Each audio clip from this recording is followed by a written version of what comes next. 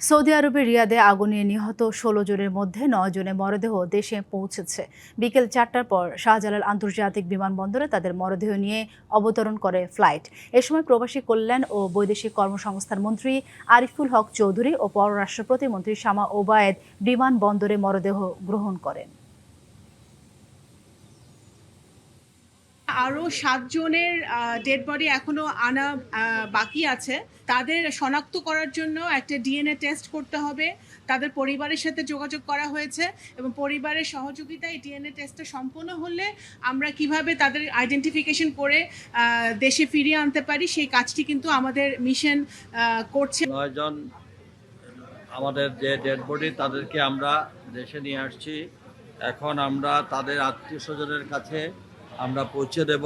সরকারের পক্ষ থেকে আমরা অ্যাম্বুলেন্স এবং তাদের দাফন কাফনের জন্য আর্থিক সহযোগিতা দেওয়া হবে এবং একই সাথে তাদের কিছু ওয়ারিশানদের তালিকা এখনও আমরা পাই নাই।